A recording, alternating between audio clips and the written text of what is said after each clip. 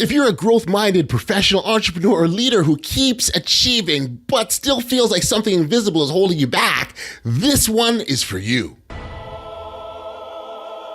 Driven by purpose, fueled by passion, my words got power, my thoughts have action, motivation, stay gracious, that's greatness, be audacious, motivation, be audacious, innovation, be audacious, inspiration, be bold, motivation, be audacious.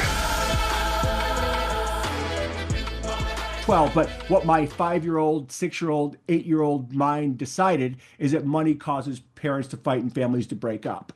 And so money causes problems. And so for me, I've been married 20 years. I got 2 amazing kids. And every time money started to come in big amounts, I would subconsciously walk away.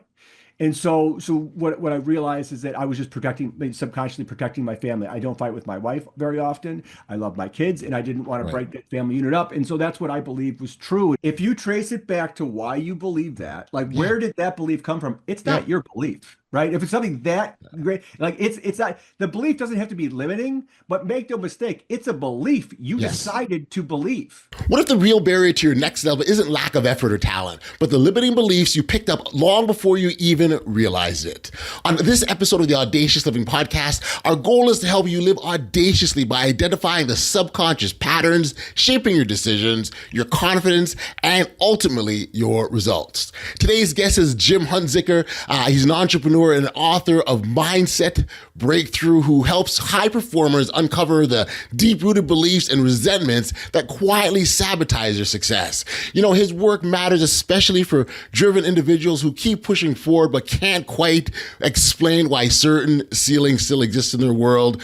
You know, what I really appreciate about Jim is how he challenges high achievers to look inward and confront the invisible beliefs that may be limiting their audacious growth. So now that we've got you all set, let's turn to our chat with Jim.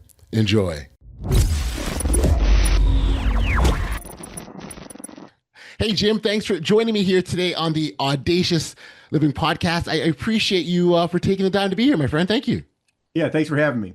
Yeah, no, this is great. I oftentimes talk about the opportunity that we have to engage in dialogues that individuals can take and use in their own lives to sort of get themselves to a better place. I often joke and say, people have the opportunity to eavesdrop, in our conversation. And again, if someone can walk away with a nugget or two that puts them on a better pathway, then I think that's phenomenal. I think it's very, very cool to have you here on the podcast. Here we encourage audacious action. Understanding that life is a journey, and there's steps that we need to take. Sometimes there's things or blockages that get in our way. We got to be able to understand that, identify that, which is something that you can relate to big time because it's your life and you've written a book about it, Mindset Breakthrough, which we'll talk about as well. But maybe as a starting point, Jim, you can introduce yourself to our audience, talk about the work that you do and what kind of got you to the point that you're at now. Yeah, thanks for having me. This is great. So I was a real estate entrepreneur for 17 years. I was a real estate agent. I was in the top 1% of agents nationally. I started flipping houses, started getting into apartments. I created an online info product for real estate investors. And all that stuff was going great. And I just kept walking away from businesses. And so I didn't know why at the time. I just was told myself I was bored and I got to go on to the next thing. As you can tell, I talk fast. And so this thing moves fast up here. And so I was always telling myself I'm bored. That's how I rationalize it to myself. And after the 6th business I walked away from, I was on to a 7th one that was going great until it didn't. And that, to me, that was like God or the universe, whatever you believe, was like, hey, you weren't paying attention on the first 6. So this last one, I'm going to take the money away and see if I have your attention now. And it did get my attention. And so then I did some soul searching and realized that I had some super deep rooted limiting beliefs. Now, I had done a lot of work with limiting beliefs. I had been a bunch of Tony Robbins stuff. Love Tony. I quit drinking in 2011. After I went to UPW, the first one. I didn't know I had no expectation. I was just like super excited to go.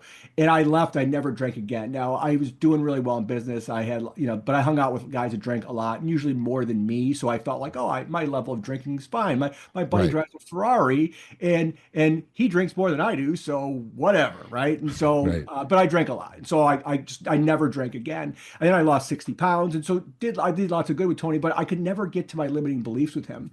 And then Okay. after that business I walked away from, I'm like, okay, I gotta like, what is going on here? I kind of did some soul searching and realized that when I look back at before I was when I look back at before I was 8 years old, Okay. like when this is when we decide to believe most of the beliefs that mess with us later in life. My From the time I was till I was 4, we were homeless at 4. Like my parents drank a lot. They fought like crazy. They Hmm. quit drinking when I was 3 or 4, but we were homeless at 4 years old. We had to move in with my grandparents.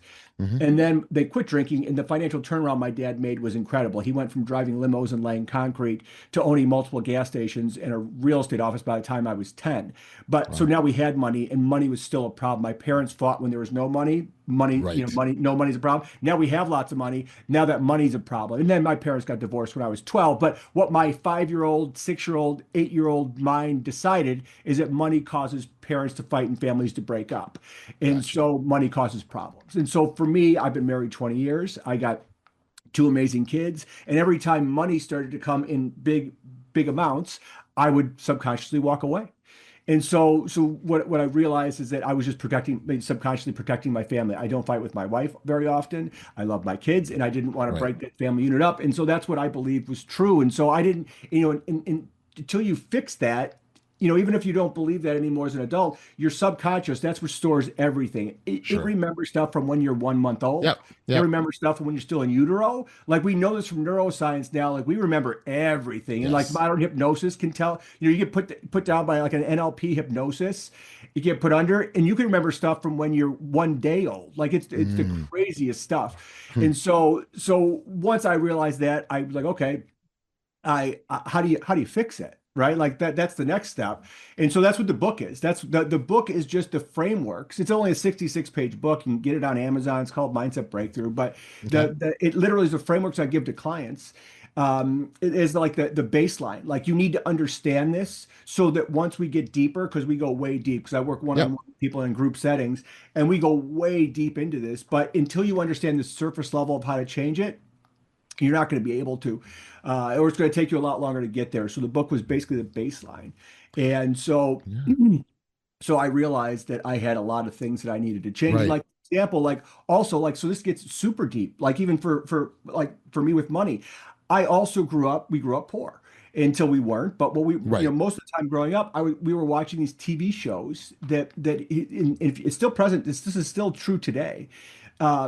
That like for me, all the access I had to wealthy people was TV, right? Like we didn't know Mm. anybody wealthy. We didn't hang out. Mm. We lived in the city. We grew up super poor. And in those shows, the like MASH or Gilligan's Island or Yep. or Malcolm in the Middle or what, even stuff today, it's true. Yes. The people you like and relate to when you're poor are the people that are living in scarcity and also poor, living check to check, Mm. usually drinking a lot. And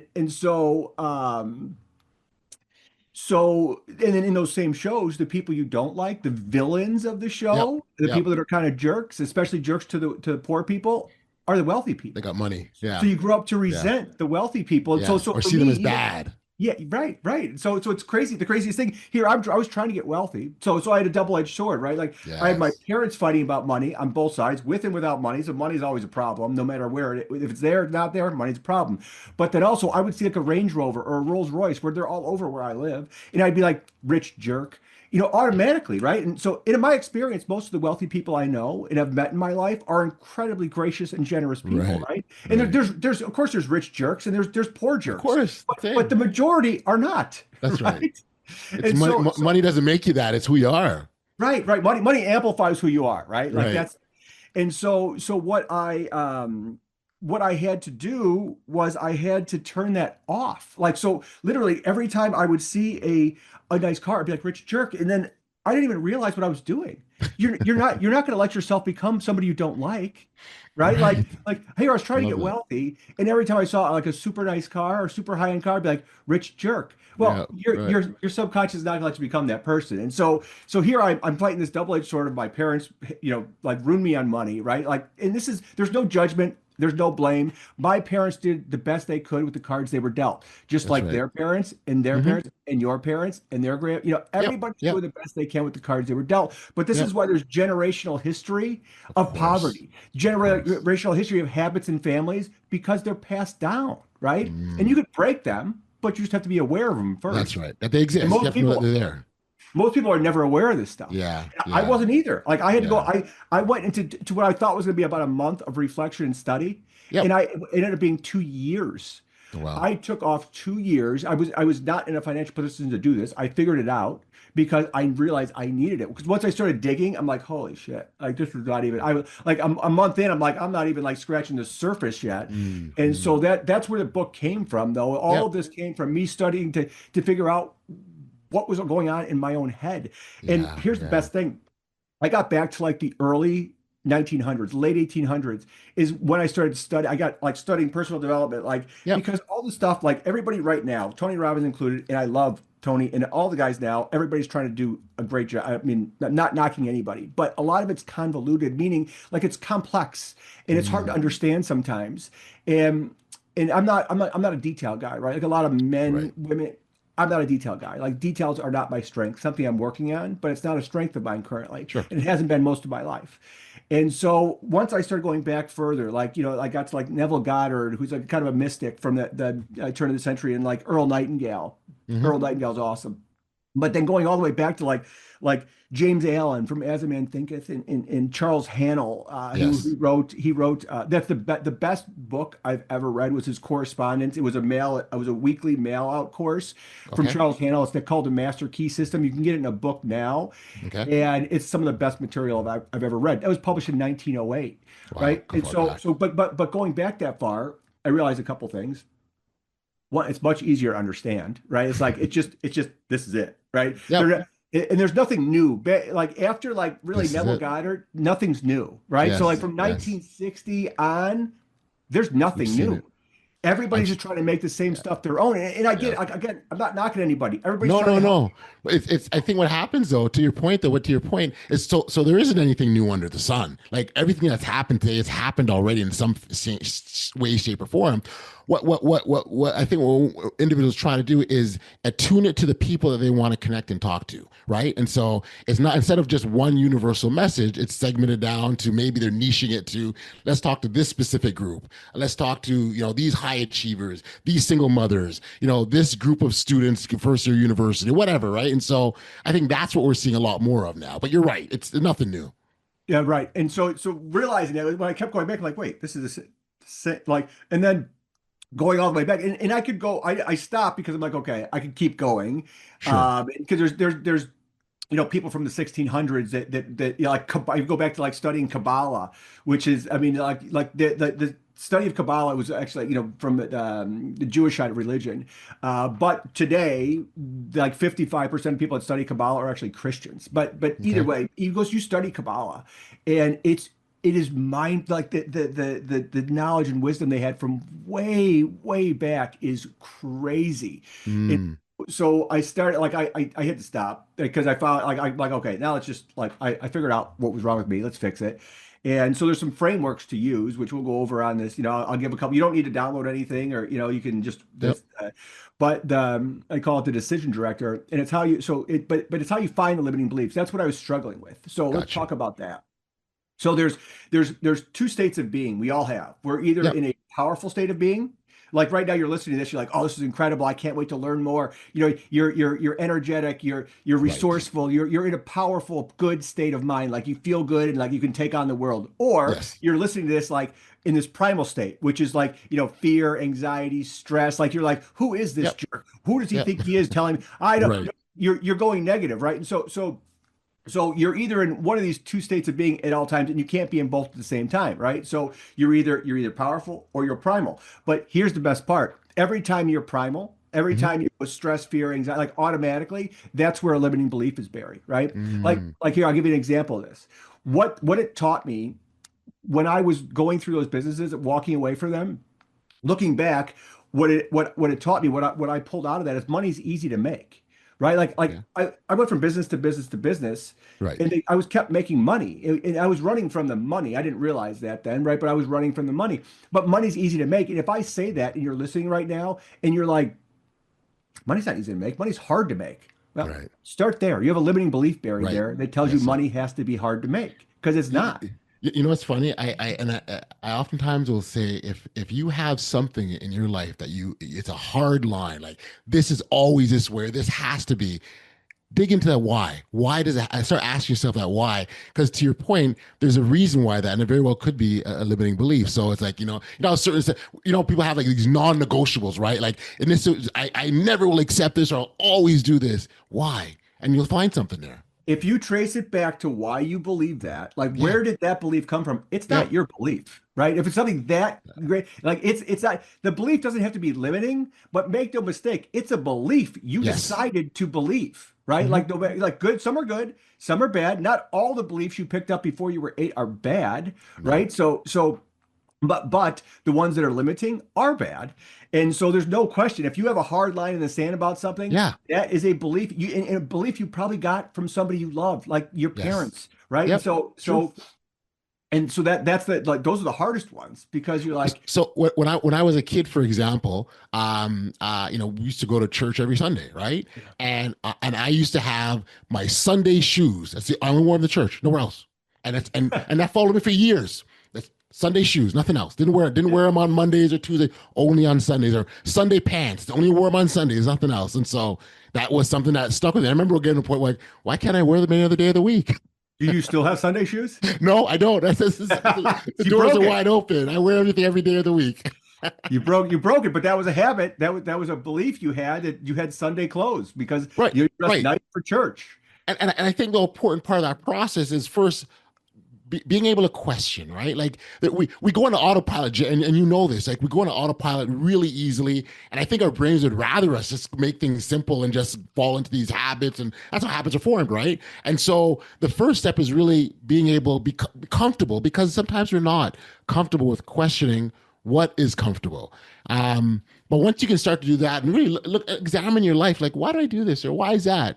You'll realize that there are limiting beliefs out there that you're just buried.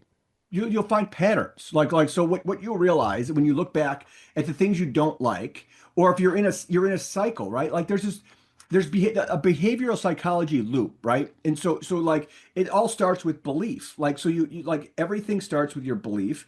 Belief creates feelings, Right. right? Like emotions that will create actions that you take. Like so Hmm. the action you take will create results. And Yes. those results are going to reinforce your belief. And it's this Yes. circle that Yeah. round and round and round. Yeah. And until you change your belief, um, which you can, like, so you decided to believe it, you could change it whenever you Sure. want, but you have to do it. There's a process for that. And so like for me, like with the nice cars, now I see like high-end cars and automatically my mind says, look at all the abundance in the world, right? Where before I Mm. used to say, look at that rich jerk. And I Yeah. didn't even know that dude. He could have been a great guy, It could right? be a rental for all you know. Right. You're right, dude. And but now I switched it in my, because I had like, just because you believe something in your conscious mind, you say, okay, I don't believe that anymore. But Right. if you see a nice car, like if I said I wanted to change that perspective and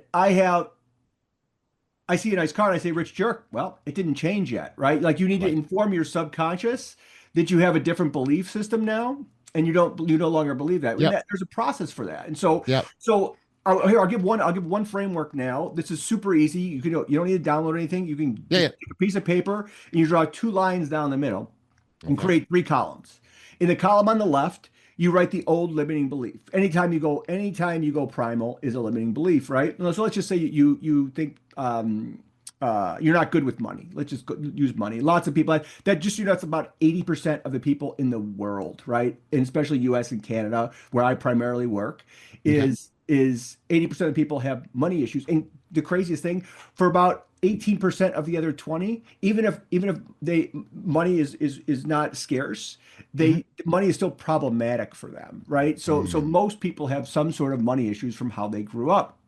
Anyway, so you go primal. So that's whenever you go primal, start writing down your thoughts. Like that's how you Okay. figure out your limiting beliefs, right? You're automatic go fear, stress, anxiety. You don't feel good, Yep. whatever it is, and it's Okay. usually a pattern, right? And so you start writing down your thoughts, and so that's where you'll find your limiting beliefs. So column on the left, you write your old limiting belief. The column in the middle, you write your new empowering decision. So let's just say I'm not good with money as we're using a very basic one, but that's a lot Hmm. of people's, by the way. Yep. The new empowering decision doesn't have to be some earth-shattering new decision. It could just be the opposite, especially as you're getting used to doing this framework. Yeah. I am good with money, right? Yeah. And so because then the third column, on the column on the right, you're going to write evidence of that new decision. And so if you really look around, there is plenty of evidence, even if you don't have any money right now, even if Of course. there's always evidence. Yes. Even if it's like you could write like I always find money on the street. There's money Yes. everywhere. Money's Yes. abundant, right? Like I know it is.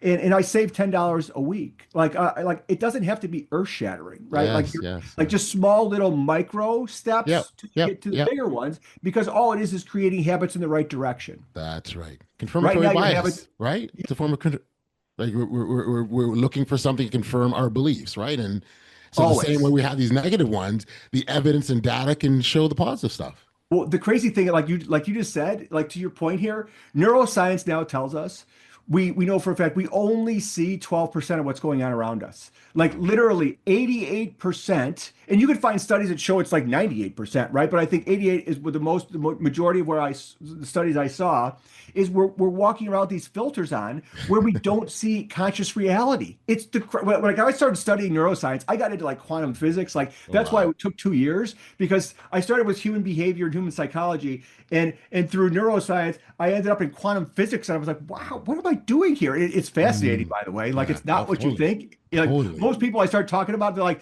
oh, I don't understand. That's way over my head. I'm like, do you even know what it is? I'm Yeah. like, No, you don't even know what it is, because fascinating if you stuff. said if yeah because if they did, it's not over anybody's head. Yeah, is it super complex? Yes, but it's about time space, like Einstein's time space continuum, like what that E equals mc squared is. Most people have no idea, but they just look at the equation. They're like, Yeah. I'm It's not not smart me. enough for that. But you are. Start digging in. It's mind blowing. Yeah. But the point is that we all are looking for uh, to reinforce our beliefs. So we're not even. So here's a perfect example of that. I don't have time to work out. I don't have time to work out. I don't have time to work out. Right? Like if that's what you tell yourself because you're busy with kids and work, and Yep. everybody's busy with kids and work and whatever. But if you keep telling yourself you don't have time to work out, you're not going to see the stairs as an opportunity to burn some extra calories. You're Right. not going to see parking in that parking spot in the back of the lot as an opportunity to get 50 extra steps each way, because Right. you don't have time to work out. So of course you got to park in the first spot, because that's where, because you don't have time, because you keep telling yourself. But the minute you tell yourself, you change that story from I don't have time to work out, just tweak it a little bit and say, I'm looking for opportunities in my day to burn some Yes. extra fat. Like that's Yeah. it. That's it. That simple story, because Yeah. we're all only as good as the stories we tell ourselves. Like that's That's right. the thing. Like everybody, right? It doesn't matter who you are, Yep. you can't be any better than the stories you tell yourself. So if you're telling yourself a limiting story, Yep. you're gonna live a limiting life, Like right? And so you need to expand and change the stories you tell yourself. there's a part of this, and I wholeheartedly agree with everything you're saying. And there's a part of this that I think is very, very critical in this process, and it's being gentle with ourselves and forgiving ourselves. So because you're going to uncover some stuff that you're going to, oh my gosh, I've lived on this planet for 50 years, and I'm realizing I got it all wrong, or this is where I was doing it, or whatever. Like you got to forgive yourself. And one of the ways, for example, even the idea of like fixing our mindset, as an example, that language, fixing a mindset suggests there's something wrong with you that you've been Right. doing. And so even though, so you talk about subtle changes, right? Even that subtle approach and how it's like, okay, this is what it was, and now it's time for something new. That's really what the language is. Not, That's it. I've lived my whole life for 50 years and I've been all wrong and I've screwed I'm it an up. idiot. I'm an idiot. Like that's not Yeah, it. Everybody's doing the best they can with the cards they were dealt. This is not that's right. about blame or judgment on anybody, including yourself. And Yep. and so since we're on forgiveness, let's move on to the next step. So here's the crazy thing that I realized, right? So we Yeah. all have, like the decision director framework I just gave you, those three columns, that Yep. is a super easy way to get rid of surface level limiting beliefs, which is most of your limiting beliefs. They're surface level. And then so last step with that though, take the second and third column. Like so you have one limiting belief, You have one new empowering decision, and then evidence of that, you might have five or six, right? Okay. Take the second column and the third column and record it in your voice notes of your phone. So that way you can listen to it 3 times a day and you're reprogramming your subconscious with your own voice. It's Yeah. incredibly powerful. Wow. Like, so that right there is worth the cost of admission here alone, right? To anybody Wow. listening, because that is super. That's how I changed the Because car. you're Like when yeah, I saw expensive yeah, cars, and I would say rich jerk. How I changed that was my own voice. And yeah. so, You hear and then it and you became hear automatic, yourself. Yeah, and you hear yourself replaying it over and over again. automatic. It's crazy Wow. how I like, Okay. and I like, and for me, it was like, I felt dumb at first, right? I'm listening to my own voice. Like, I'm like, is this just like, am I like faking it till I make it? I'm never going to make it. Like, this seems dumb, but I read it somewhere, right? Like I read like this works. And so, um, I'm listening and listening, and then one day it was like I saw a Rolls Royce. I'm like, look at all the abundance, and I was like, wow, it changed. And so, They call that a but hack, Jim. They call that a yeah, hack. yeah, 100%, it's a hack, and so like, because how do you get in there, right? Your subconscious doesn't forget anything, and so Yeah. it stores everything. And how do you get there, right? And so because like it's like your conscious mind is like the thoughts, right? Like your Sure. thoughts are your conscious, and your thoughts aren't your own. We can get into that another time, but your thoughts are not your own. They can actually read brain activity outside now with an EEG machine. That Yep. there's no probe attached to your head anymore. So if there's no probe, but they can still read it, guess what? It's out here. It's crazy, Mm. crazy stuff. But here's where it gets really, really deep. And this is where some people have a hard time, including me, is Hmm. we have this core limiting belief. And so the surface level one, super easy. But your core limiting belief, which let's just say your parents raised you, traditional household, your parents were your primary influences. It's like a marriage of their limiting beliefs, right? Your mom, your dad. And then it's anchored. Here's the key that most people are running from and why they never get away from these problems. The core limiting belief is it's anchored by resentment. Uh, Mm. and so resentment. And so I deal with people that are like, well, I love my mom. I love my dad. Like they're my best friend today. Or like, and it's like, it's not about, look, this is not about judgment. This is not about like they were doing the best they can with the cards they were dealt. But make no mistake, you hold resentments from your parents from growing up Yes. and your core limiting belief, like mine was about money, my Hmm. core limiting belief, which was, I mean, this was not easy to get rid of because it was so deeply ingrained. Like my mom, God love her, she's extremely opinionated and Right. very judgmental, and she doesn't Hmm. shut up about it to this day. Like mom said, mom, calm down. Like it's not like you don't, ma, come on. Yeah. But Yeah. but when I was a kid, I couldn't say that, right? And so Right. so like all I heard was her judgment about money and how mad she was that we didn't have money. And then when we Yep. did have money, my parents were still fighting. So she like was so mine was super deep. So I had to let go of resentments. And here's the resentment framework, okay? Because this is like most guys, especially like tough guys, Yep. are like I don't have resentment. I'm not dealing with that because they've been pushing away for so long. It's just if Yes. you think about it, it's massive, right? It's Yes. Yes. massive because it's been 30 years in some cases, It's what 40 they years, know. 50 It's what they years. know. Yeah. So here's the framework. Again, this is nothing you need to download. This is a framework to get rid of resentments, right? So how do you realize your core limiting beliefs? Look at patterns, right? Where is the biggest issue in your life? Mine was money, right? Like but look at where there's patterns. It could be in love. It could be, in your finances. It could be in business. It Sure. could be with your health, right? So it doesn't matter where it is, but it's anchored by resentment. Until you let go of that resentment, you're never going to get past it. And so here's the crazy thing is people, once I say this, people are like, this is what loosens the tough guys up is holding on to resentment is like eating poison and expecting the other person to die, That's right? right. Like, it only That's hurts right. you. That's In right. most cases, they don't even know they did They don't it. even know. They have no clue. They're not, and they're certainly not aware you're still affected by it. They're That's right. certainly not affected by it. So you holding on to this resentment only hurts you, and you're not letting them off the hook. That's It's right. not like you're going to them and saying, No. "Oh, I forgive you," because that's not what this No. is. You're letting yourself off the hook. Exactly.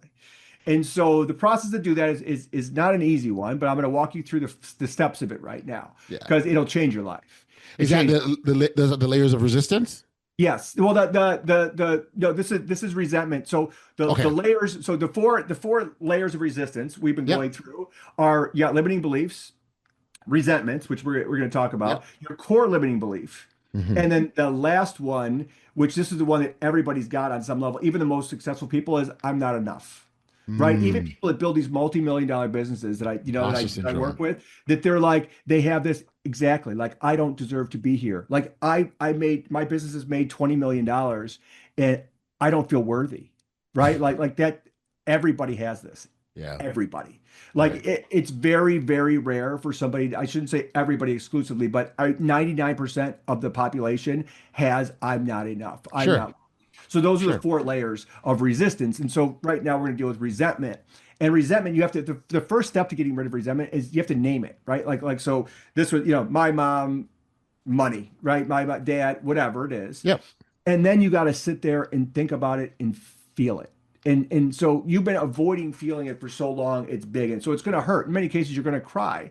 And so because it hurts, that's why you've been avoiding it. But you need to Yes. sit there and feel it for 5 minutes because what we're about to do is let it pass through, right? That's Like get correct. rid of it, and then it's gone, and then it doesn't weigh Hmm. you down anymore. Like I do this with people, and I see like a weight, literally The freedom. Yeah. Yeah. your face changes, Yeah. right? Yeah. Like the weight, like about your face looks different, just so you know. It happens all the time. Yeah. And so you got to feel it. Like sit there and by yourself. This is not something you have to do with anybody, and feel it, right? And then the next step is you do a cost benefit analysis. Like, is Okay. this worth holding on to? Of course it's not, but you this is teaching your subconscious, right? Like, okay, it's hurting me to hold this. So why would I hold on to it?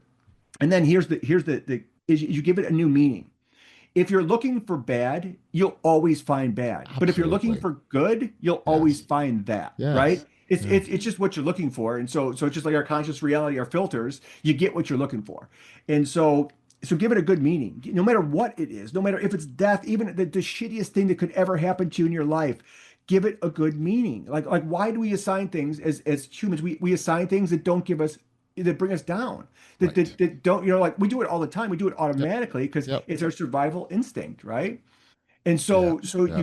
give it a meaning that serves you, no matter what it was. Like it's taught me to be a steward of money. It taught me to show my kids because like nobody ever taught me about money. So taught me that I need to teach my kids about money and make sure that's because they don't do it in schools, right? And so like I found so much good in my situation. It was. And then the last one is let it go.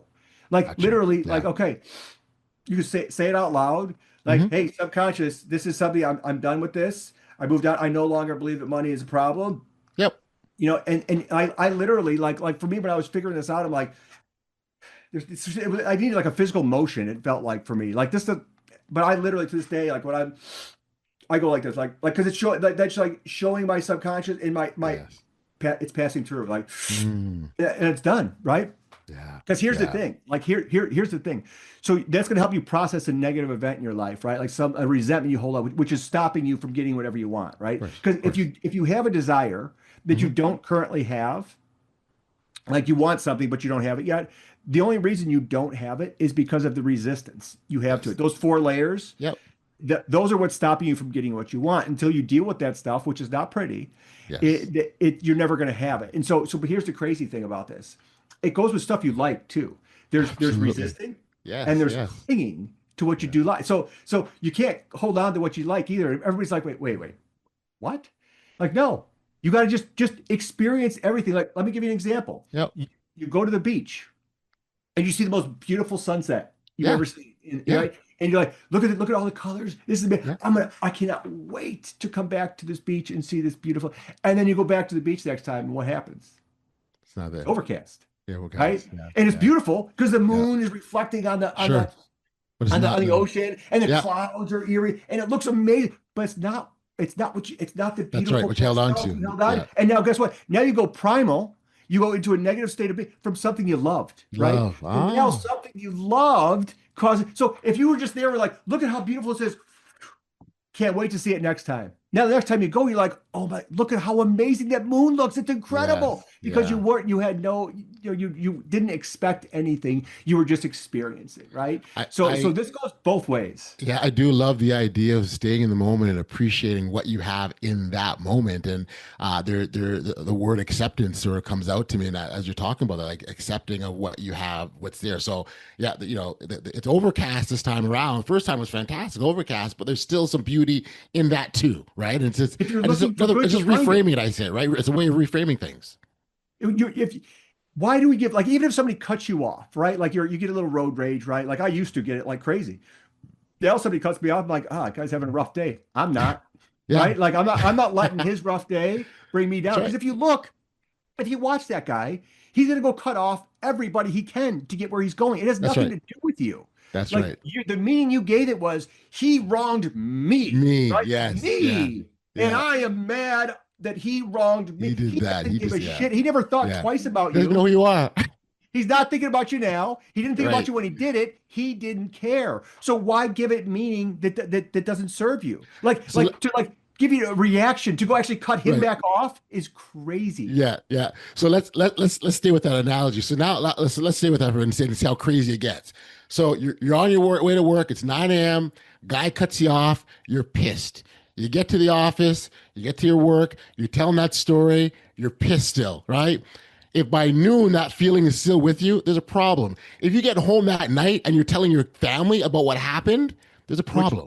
this happens all the time, right? This happens all the time. And if you like, have you heard of Joe Dispenza? Yeah, Dr. Joe Dispenza. Yeah, Joe's incredible, right? His work is like next level. It's unreal. If you don't know who he is, like it's mind blowing what he does. But what he says is, and it's so true, is your personality creates your personal reality. Mm, Meaning, like like if you let that guy affect you, or let's just say it was like a breakup, right? Like you broke up from a long-term relationship, and you're like, I'm sad, I broke up.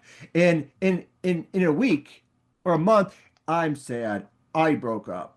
In 3 months, I'm sad, I broke.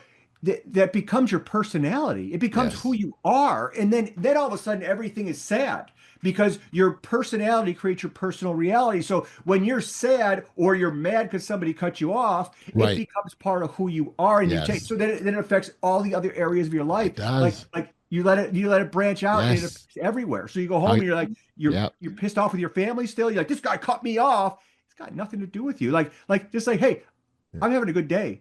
He's not. That's That's unfortunate, right. but I'm not going to let him That's right. affect me. That's That's all right. it's got to be. It's Yeah. over. The, You're the, like, the, you know, let it pass right through. being optimistic about life and everything that happens, like looking on. So I mean, look, this isn't something that's foreign. You know, I'm not here preaching like, yeah, I don't get in those moments, or you don't feel those feelings. But it's what you do with those feelings when they arrive. That's really what you need to be paying attention to.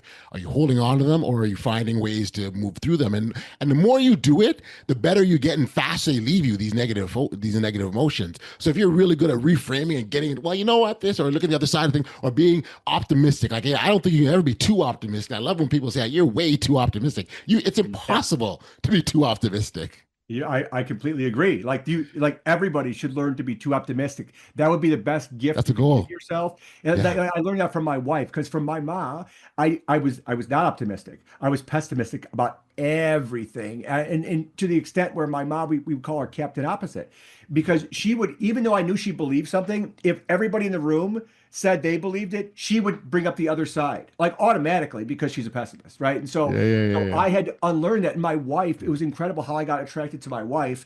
And she is the eternal optimist. She sees good in everybody, in every situation, in everything. And she always has. And Yes. she's an incredible, she stayed home with our kids, but is now teaching again. And it reminded me like she has this incredible gift for other people's kids. Like our kids are incredible because she's such a good, kind soul. And she always is looking for the good. But she teaches kids that like she's a dean of academics at our Christian school. Yep. And so she deals with part of what she does is dealing with kids that need extra help. And to me, it's hard for me to deal with other people's kids because I'm not wired like she is, right? Like I'm not wired in a way that lets me see the good in everybody else's kids. But my wife, it I doesn't get matter. it. Like I watch her, she has this gift, and it's and like I'm like in my head, I'm like that little, like, and she's just like, oh, let me help you, honey. Like what we're gonna like what because they're just kids, right? And so Right. I learned that from her. Like, and now I see kids in a completely different light, right? Like where my whole life I didn't. I was always like, it's not my kid. I don't want to deal with that. Oh, I'm annoyed with that. And now I see other kids. I'm like, they're just a kid. Like they don't know. That's right. Like That's like. right. But what would you when you have that perspective? When you look at kids now, like I changed how I look at kids. All I see now is, or like even as adults, let's say, like because this, for people that are jerks or mean or like are always like I mean, my son plays hockey. Hmm. And so there's lots of guys that are like have these egos in the hockey world, and they're just these Of jerks. course. And like and then like a couple guys I've ended up seeing their dads, and I'm like, oh, that That makes makes sense. right? Like I I get know why what you kids mean. come to me, right? And so because of that, now I give grace to everybody because it's Yeah, like if I knew their story before they were of 8 years old, course. I would know why they're this way. Yes, Right. So I yes. have no judgment for anybody or That's anything right. anymore That's right. because I realized that everybody's doing the best they can with the cards they were dealt. That's right. Nobody wants to be a jerk, but if they are No, a jerk, it's because they had a jerk dad who that's he had a right. jerk dad and he had That's a right. jerk dad, and it's That's a right. history of that, right? Like Y- like here, I used to yell. I'm going to teach you everybody right now. This right here is incredible shift with your kids, right? And not getting mad at them. Okay. Because I used to yell a lot, right? Because guess what? My dad yelled a lot because his dad Sure. yelled a lot. But I didn't like that. Every time I did it, I was like, oh, I felt bad about myself. Like I didn't love it. And of course, because you're yelling and that doesn't feel good. Sure. But what I realized, I had this epiphany one day. This is a long time ago. But my kids were probably, I don't know, eight in they're 13, almost 14 now. I have twins. And I realized like I'm not mad at them at all. I'm No. actually mad at myself because I haven't taught them this. Like they're kids, they don't Right. know. Like how can I be yelling at them for when they're 7 years old? Like they don't know. They don't know. I haven't imparted to them what this is or how this is supposed to be or the right way to do it.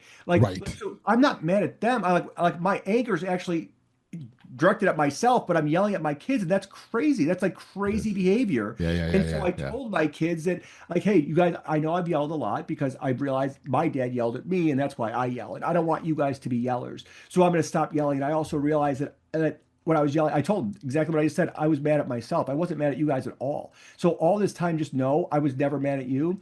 I was mad at Beautiful. myself when I realized is I just hadn't taught you what you needed to know, and I was mad that I hadn't been a good enough parent yet. And so Beautiful. now, since then, I haven't yelled at my kids, and I never. All I look at every moment when I'm like when that goes like I want to get mad, or I really don't even get mad anymore because it's turned off in my subconscious. It Yep. goes into a teaching moment. I'd be like, okay, Yep. what Yep. what what haven't I taught them? What haven't they learned? That's right. That's right. And it'll change your life with your It kids, does. especially if you have young kids right now. It'll change your life. It's so And funny as I was thinking. One of the things I was going to ask you about was how do you personally sort of keep yourself aligned and avoid falling back in these habits and routines. And what you describe is exactly that. From what I'm hearing is it's constantly checking yourself and constantly revisiting and looking at your actions and trying to understand where they come from because they do come from somewhere. progress, not perfection, right? Like Mm, this is there's no end game here, right? This is not a destination. This right. is a life. This is a way of being, right? Yes. Like so you're changing how you are as a person based on your belief structure. You're deciding to believe new things that's going to make you free. It's going to change how you view the world. It's going to change how you raise your kids. It's going to change how you yell at your kids. It's going to change everything because like my kids are incredible kids and we've worked very hard at that. But if I was still yelling at them today, they're 13, they're going through puberty, like lots of changes, like that's not good for them, right? Like Right. being yelled at by your primary influence, by your dad, is not a positive thing for your kids, and it Right. doesn't make them. And you want to build resentment. Well, that's how it's built, right? Like that's one of the ways they're going to resent you. And so I have an incredible relationship with my kids because I sat them down and explained, like, hey, I was wrong. I was doing this all wrong. And I realized that, it was, and they were both like, well, thank you. And so now, like, we have like, we always had a good relationship, but now it's like next level, Sure. I right? love it. Like I love they it. have a new level of appreciation for me, a new level of respect for me because I came to them and said, I'm sorry. Like, I love it. I didn't know. I was doing the best I could with the cards I Yeah. was dealt. Yeah. And now I Yeah. realize I didn't like that. So I'm going to change it.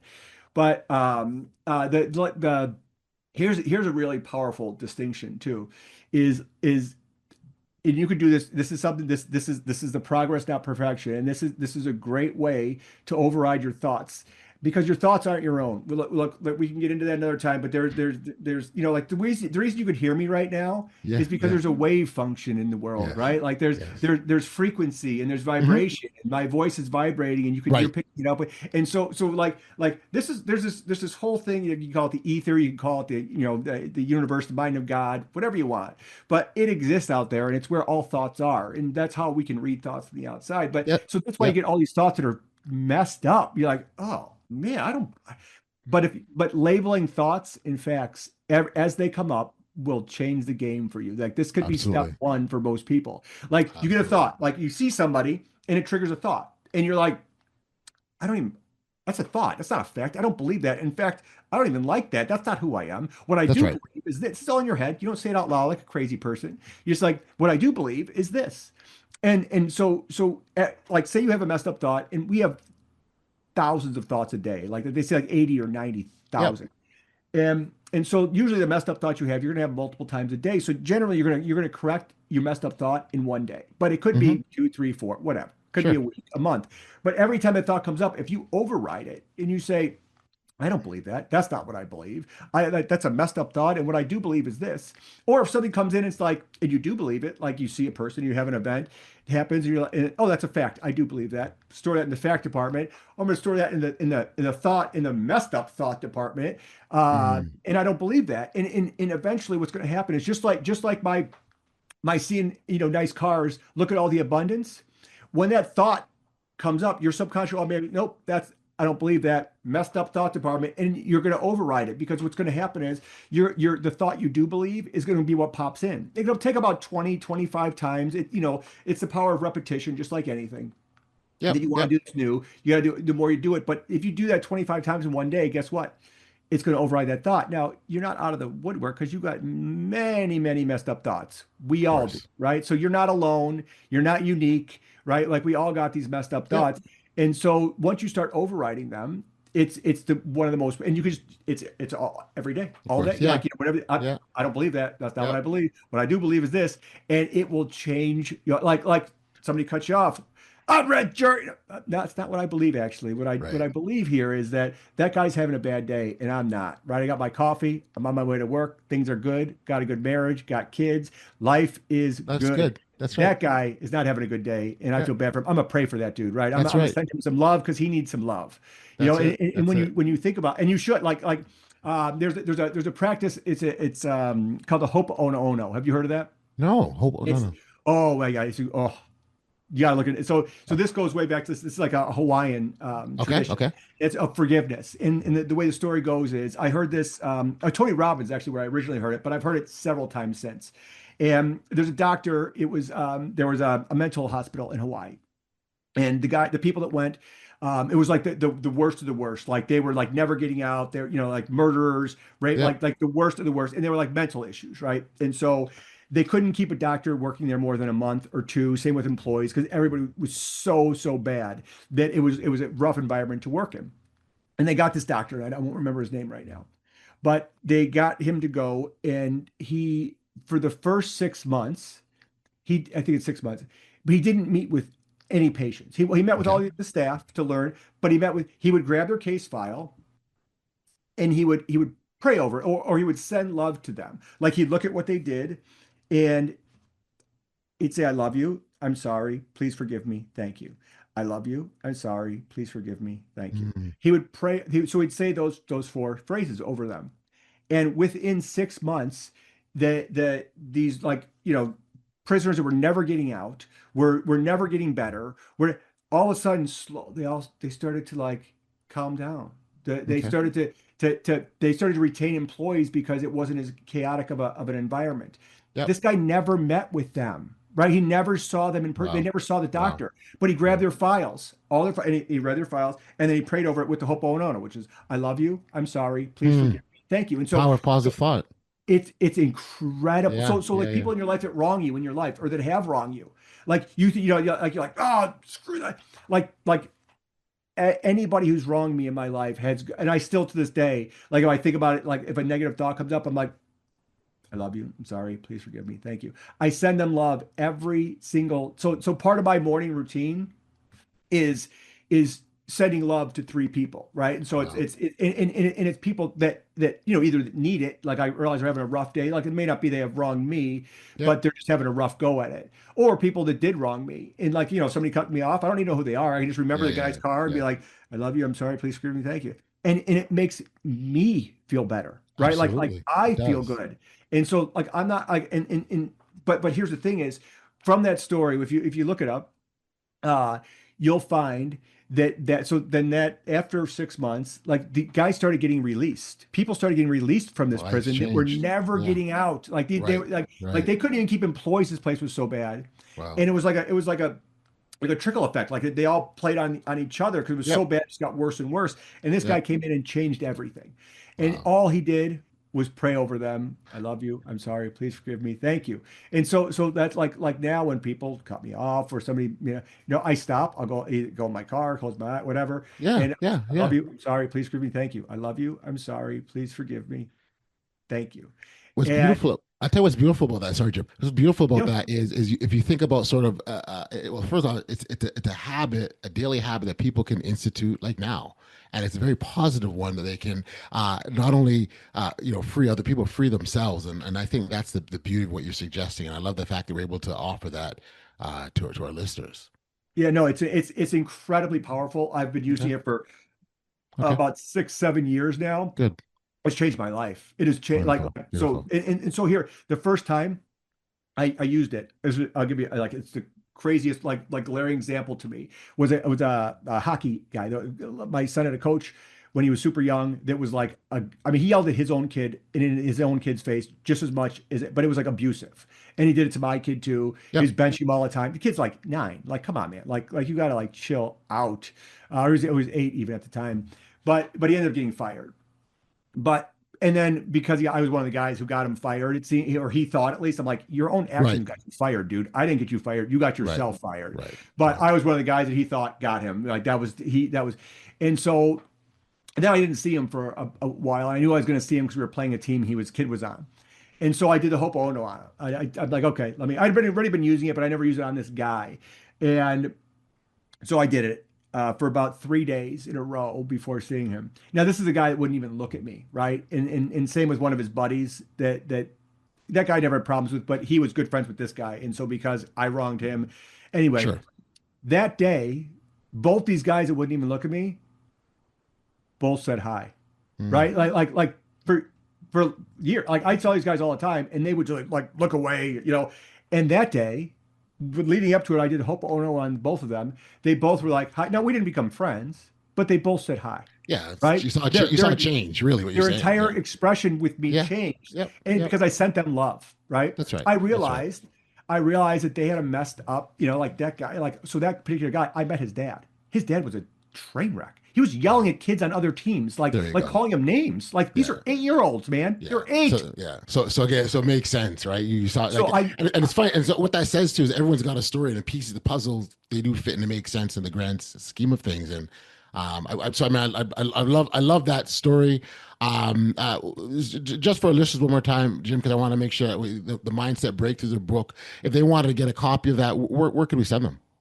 they can go to mindsetbreakthrough.com, which they'll take to my website. There's a link there to go to Amazon, or they can download the book for free on my website. Gotcha. So if you Yeah. want a PDF copy, it's free on my website. Just go there. You got to give me your name and email, and I will email you immediately a copy of the PDF version. But so many people were like, I want to read it in a book. So that's why I published it. And so Sure. now it's available Okay. on Amazon. I love it. If you go I to love it. Amazon, Mindset Breakthrough, that's it. Yeah. And you'll Beautiful. find it. Jim Huntzicker is that's me. I'm the author. And so that book, just so everybody listening knows, like I got like my toughest buddies that are like, only read this book because it's me, are texting me like, dude, I had no idea you knew this kind of thing, and I didn't know I needed it. I'm like, oh, that's There you great. go. Put that on Amazon. Put that review on Amazon. Yeah. That's it. That's it. But they're not So- going to do that. But that's okay. That's so okay. we'll tell our listeners, we want our listeners to do that. We'll encourage them to do so. Make sure that it's in the show notes, the link, your website, and we definitely we'll send it there and put all the good comments on Amazon. That's for sure. My man, thank you. Hey, Jim, listen, this has been an awesome chat. I so appreciate the insights and congratulations on, without question, living an audacious life because you've done that in a very, very big way. And I appreciate the time, my friend. So thank you. Thanks for having me.